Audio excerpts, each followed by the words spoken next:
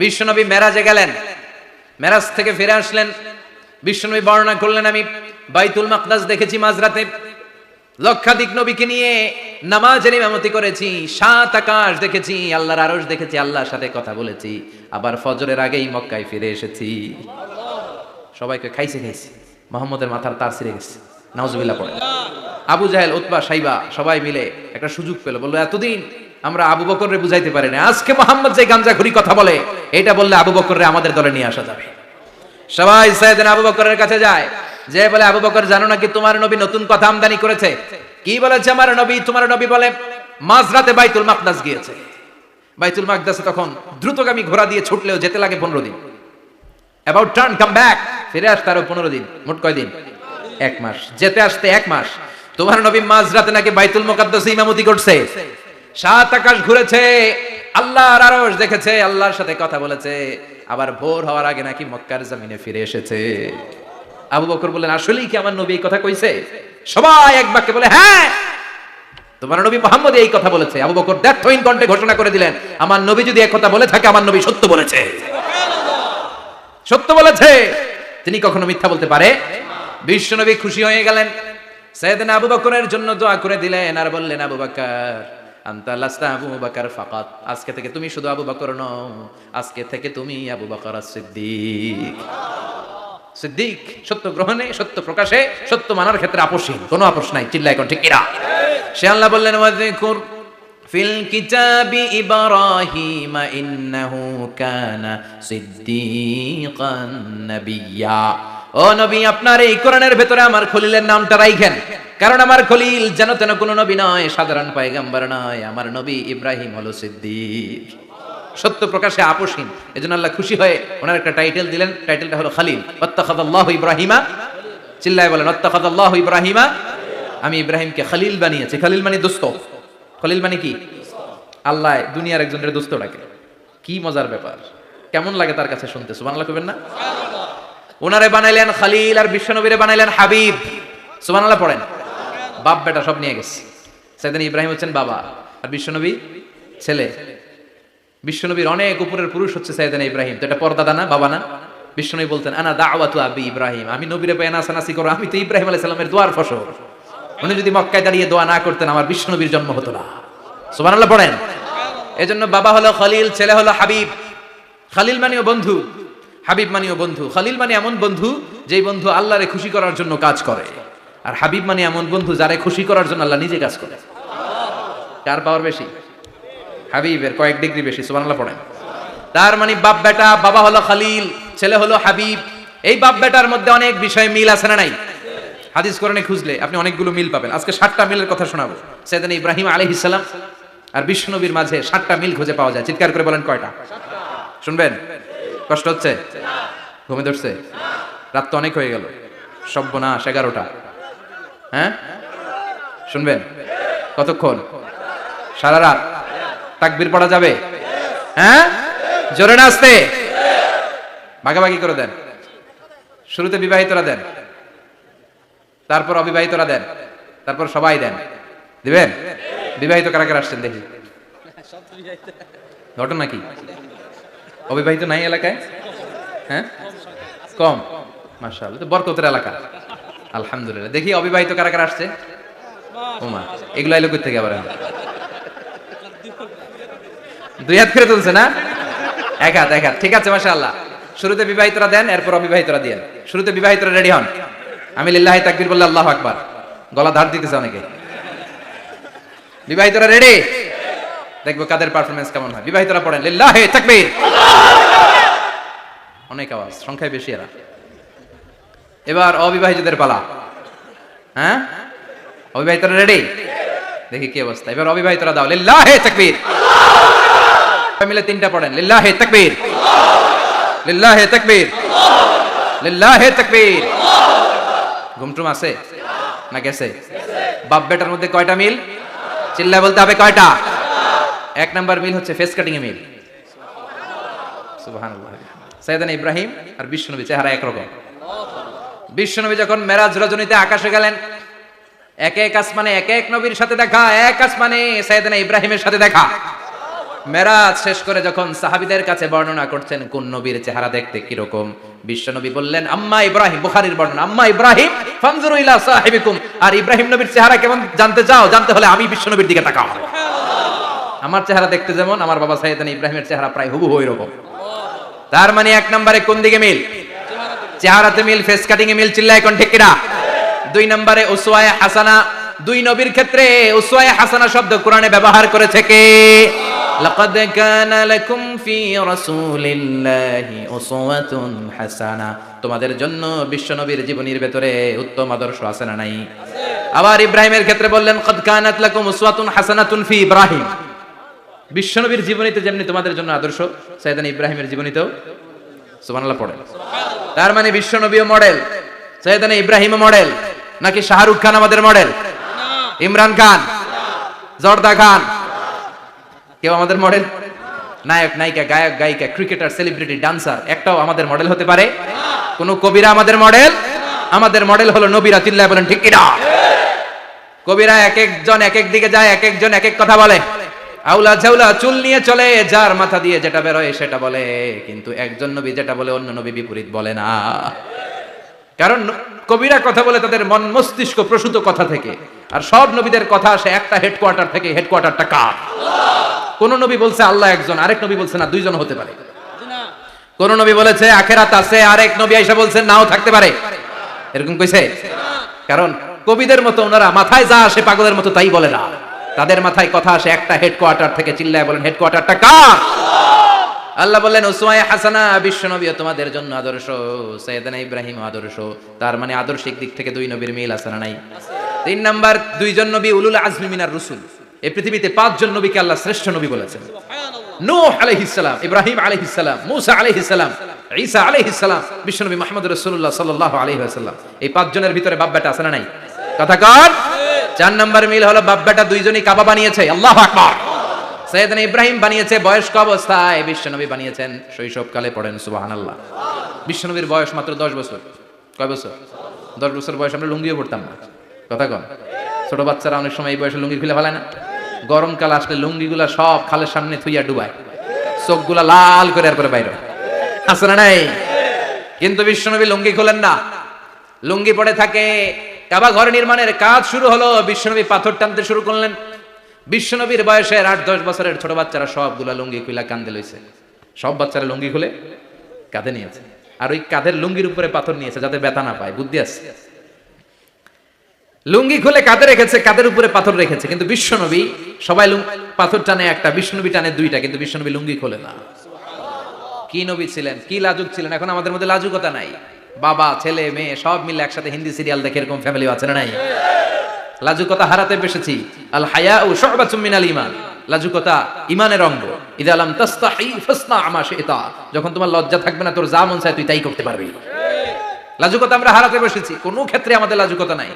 বিশ্বনবী এত লাজুক ছিলেন, হালিমাতুস সাদিয়া বলে 5 বছর কুরাইশি মুহাম্মদকে আমি লালন পালন করলাম, একদিনও কাঁদতে দেখি নাই। ক্ষুধা লাগলেও কাঁদে না, ব্যথা পেলেও কাঁদে না, শুধু লজ্জাস্থানের জায়গা থেকে কাপড় সরে গেলে মুহাম্মদ চিৎকার দিয়ে ওঠে। কি লাজুক ছিলেন বিশ্বনবী। পাথর টানে কিন্তু লুঙ্গি খোলে না। আশেপাশের বন্ধু বান্ধব সব লুঙ্গি খুলে টানতেছে। চাচা আবু তালেব দৃশ্যটা দেখলেন, কিরে সবাই লুঙ্গি খোলা, এটা লুঙ্গি ছাড়া কেন? এটার গায়ে তো লুঙ্গি আছে। বিশ্বনবী ডেকে বললেন মুহাম্মদ লুঙ্গি খোলো। কি খোলো? সবাই খুলছে, তুমিও খোলো। তুমি কাঁধে ব্যথা পাবে, কাঁধে লুঙ্গি রেখে পাথর টানো। বিশ্বনবী বললেন না, আমি ব্যথা পাই না, আমি লুঙ্গি খুলবো না। চাচা বলল আরে ছোট মানুষ, সমস্যা নাই, খোলো। গোছা ধরে টান দিবে, টান দেওয়ার আগে বিশ্বনবী বেহুশ হয়ে জমিনে পড়ে যায়। লুঙ্গি খোলা আর হয় নাই। বিশ্বনবী লজ্জাস্থানও কেউ দেখে নাই। আল্লাহু আকবার। তার মানে কাবা ঘর নির্মাণের দিক থেকে বাপ বেটার মধ্যে মিল আছে না নাই? সাইয়েদনা ইব্রাহিম কাবা বানালেন বয়স্ক অবস্থায়, বিশ্বনবী বানালেন শৈশবকালে। পড়েন সুবহানাল্লাহ। এরপর 6 নম্বরে মিল হলো বাপ বেটা দুইজনেই ইসলামের কারণে, কোরআনের দাওয়াত দেওয়ার কারণে ঘর ছাড়া হয়েছে। সাইয়েদনা ইব্রাহিমও ঘর ছাড়া, বিশ্বনবী ঘর ছাড়া হলেন, মক্কা থেকে গেলেন মদিনায়। কিন্তু সাইয়েদনা ইব্রাহিমের ঘর ছাড়াটা এত সহজ না। উনি জন্মেছিলেন ইরাকের। ইনশাআল্লাহ পড়েন। এজন্য বাপ বেটার 6 নাম্বার মিল, বাপ বেটা দুজনই ঘর ছাড়া, বাপ বেটা দুইজনই জন্মস্থান ছাড়া। বিশ্বনবী মক্কা থেকে মদিনায়, আর সাইয়েদনা ইব্রাহিম নিজ এলাকা বাবেল থেকে গোটা বিশ্বের আনাচে কানাচে। চিল্লায় বলেন ঠিক কিনা? 6 নাম্বার মিল, বিশ্বনবী বললেন ইন্নী হারামতুল মাদিনা কামা হারামা ইব্রাহিম মক্কা। আমি মদিনাকে হারাম ঘোষণা করেছি যেমনি সাইয়েদনা ইব্রাহিম মক্কারে হারাম ঘোষণা করেছে। আপনারা যারা হজ উমরা করেছেন তারা জানবেন মক্কা মদিনার চারিদিকে একটা বাউন্ডারি আছে, এটার বলে হুদুদুল হারাম। পিলার আছে, ওই পিলারে লেখা হুদুদুল হারাম। কি লেখা? এইখানে মারামারি ঘুষাঘুষি কিলাকিলি সব হারাম। খুন করেও যদি, সৌদিতে খুন হয় না? কথা কয় না? সৌদি আরবে ধর্ষণ হয় না? হয়তো কম হয়, খুন হয় না? হয়। কোন খুনিও যদি এই হুদুদুল হারামের ভিতরে ঢুকে পুলিশ ওরে মারতে পারবে না, ওরে ভুলায় ভালায় ফুসলায় বাইরে নিয়ে মাইর। হুদুদুল হারামের বাইরে নিয়ে মাইর, ভিতরে মারামারি করা যাবে? তো এই যে হুদুদুল হারামের বাউন্ডারিটা, মদিনারটা দিয়েছেন ঠিক করে দিয়েছেন বিশ্বনবী, আর মক্কারটা দিয়েছেন সাইয়েদনা ইব্রাহিম। বাপ বেটা মিল আছে না নাই? এরপরে বাপ বেটার মধ্যে 7 নম্বরে মিল হলো, বাপ বেটার একজন হলো সব নবীদের নেতা, আরেকজন হলো সব নবীদের পিতা। একজন সব নবীদের নেতা বিশ্বনবী, ঠিক কিনা? আরেকজন সব নবীদের পিতা সাইয়েদনা। এই জন্য আমরা যখন শেষ বৈঠকে নামাজের শেষ বৈঠকে যখন সালাম ফেরার জন্য প্রস্তুতি নেই, তার আগে বাপ বেটা দুইজনের উপরে সালাম আছে না নাই? একটা দুরুদ আছে না নাই?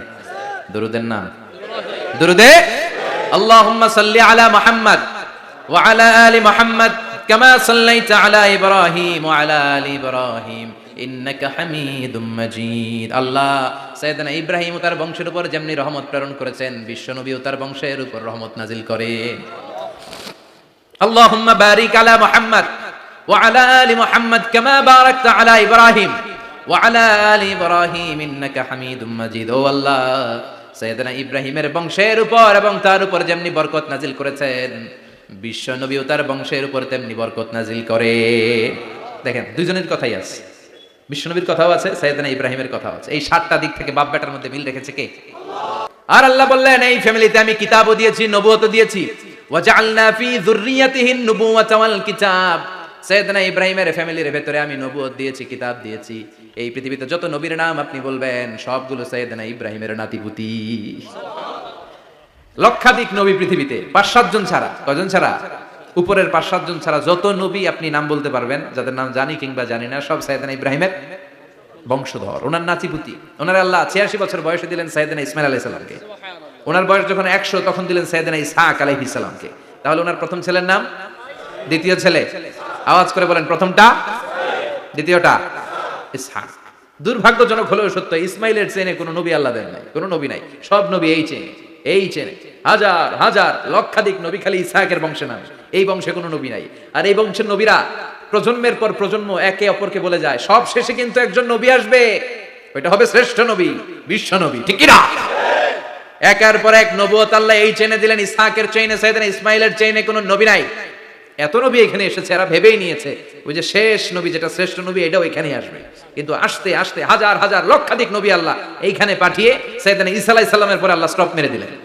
স্টপ মেরে দিয়ে 570 বছর পরে শ্রেষ্ঠ নবীটারে আল্লাহ এই চেনে পাঠিয়ে দিলেন। এজন্য আমরা হচ্ছি বানি ইসমাইল। আমরা কি? বিশ্বনবী হচ্ছেন বানি ইসমাইল, বিশ্বনবী কি? আর এরা হচ্ছেন বানি Israil. Changing the leadership from বানি ইসরাইল টু বানি ইসমাইল। এজন্য অহংকারীদের পরিণাম শুভ হয় না। এরা নবী পেতে পেতে এই প্রজন্ম অহংকারী হয়ে উঠেছিল আর গালি দিচ্ছিল, এই চেইনটা আটকুরা চেইন, নবী আসার দিক থেকে এই চেইনে কোনো নবী নাই, সব নবী এই চেইনে আমরা পাই, আর শ্রেষ্ঠ যে নবীটা আসবে সেটাও এই চেইনে আসবে। আল্লাহ কয়, না, আমি খেলা উল্টায় দিব, সব নবী এখানে পাঠালেও শেষ নবী আমি এখানে পাঠাবো না। শেষ নবী আল্লাহ তাআলা সাইয়েদনা ইসমাইলের চেইনে পাঠিয়ে দিয়েছেন। চিৎকার করে পড়েন আল্লাহু আকবার। পৃথিবীর সর্বশ্রেষ্ঠ 3টা ধর্ম, ইহুদিবাদ, খ্রিস্টবাদ আর ইসলাম, এই 3 ধর্মের উৎপত্তি হচ্ছে সাইয়েদনা ইব্রাহিম থেকে। এজন্য এই 3টা ধর্মকে একসাথে বলে আব্রাহামেটিক ফেইথ, কম্পারেটিভ রিলিজিয়ন। তুলনামূলক ধর্মতত্ত্ব নিয়ে যাদের পড়াশোনা আছে তারা জানবেন এই 3টা ধর্মই আল্লাহর দেয়া। কিন্তু ইহুদিবাদ আর খ্রিস্টবাদ আল্লাহর দেয়া শরীয়তের উপর চলতে পারে নাই, শুধু চলতে পেরেছে ইসলাম। চিল্লা এখন ঠিক কিনা? এই জন্য প্রতি নামাজে আমরা বলি গায়রিল মাগদুবি আলাইহিম ওয়ালাদ-দাল্লিন। ও আল্লাহ, যারা মাগদুব মানে ইহুদিরা, তাদের পথে আমরা হাঁটতে চাই না। আবার যারা দল্লিন পথভ্রষ্ট খ্রিস্টানদের পথেও আমরা হাঁটতে চাই না। আমরা হাঁটতে চাই ইসলামের পথে, ঠিক কিনা?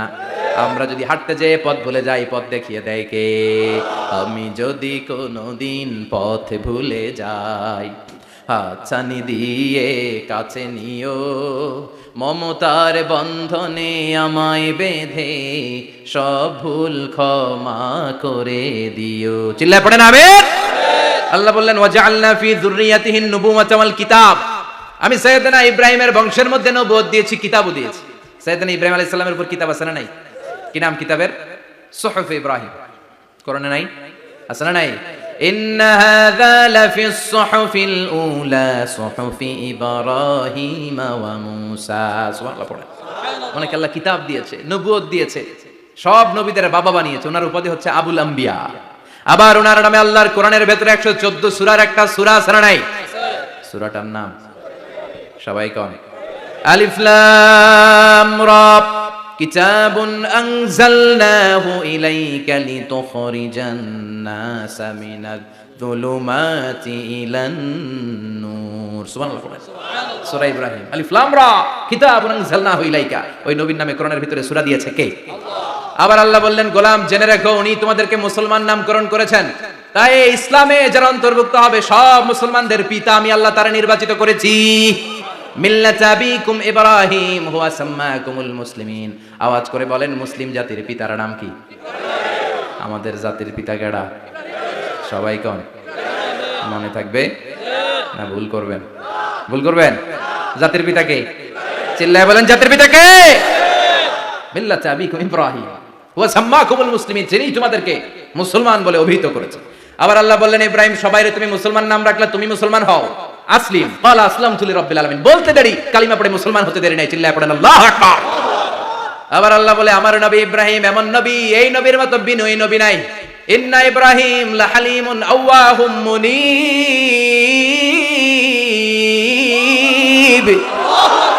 ইন্না ইব্রাহিম লাহালিম আওয়াহ মুনীব। এই নবী সহনশীল নবী। সুবহানাল্লাহ পড়েন। সহনশীলতার কোনো অভাব নাই, যেটার অভাব আমাদের মধ্যে সবচেয়ে বেশি। কথা কন, আমাদের বাংলাদেশিদের মধ্যে সহনশীলতার অভাব আছে না নাই? নিজে যেই দল করি এটাই ভালো, বাকি সব কালা। আছে না নাই? আমি তাবলীগ করি তো আমি ভালো, বাকি সব বাতিল। আমি জামাত ইসলাম করি তো আমি হক, বাকি সব বাতিল। আমি আহলে হাদিস তো আমি সেরা, আমার মতো সেরা কেউ নাই। এরকম অসহনশীল মানসিকতা আছে না নাই?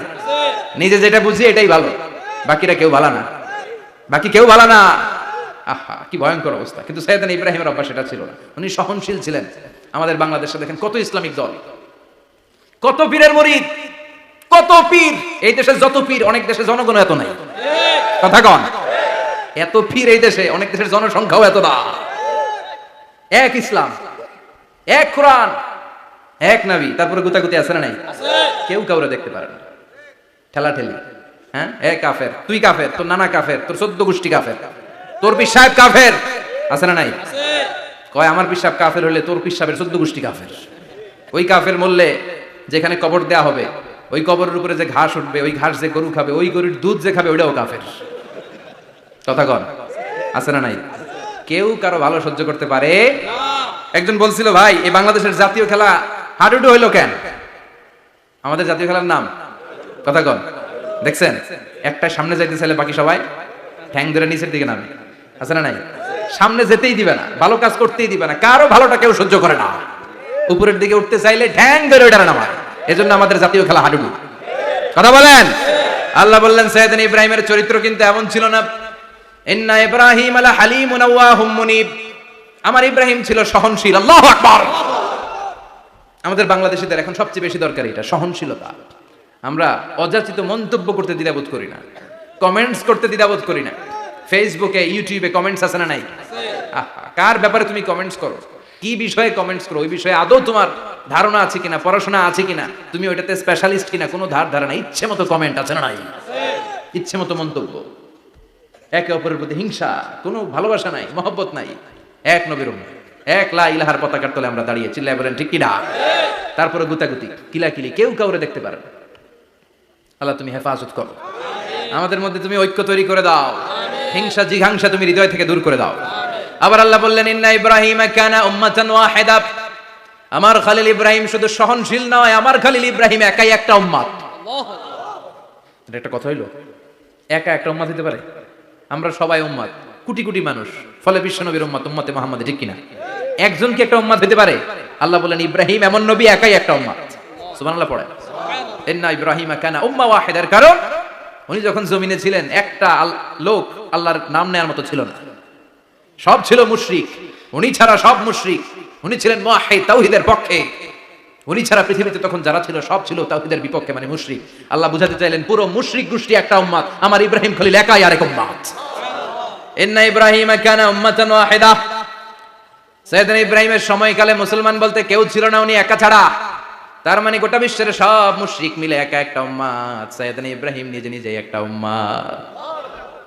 কি পরীক্ষা করে কিভাবে আল্লাহ ওনার উত্তীর্ণ করেছেন, এজন্য খুশি হয়ে আল্লাহ ওনারে খালিল উপাধি দিয়েছেন।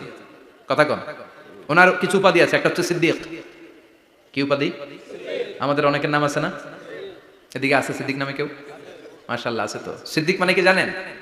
হ্যাঁ, কথা কন। সত্যবাদী, শুধু সত্যবাদী না, সত্য প্রকাশে, সত্য গ্রহণে, সত্যের ব্যাপারে আপোষহীন, কোনো আপোষ করে না। চিল্লা এখন ঠিক কিনা?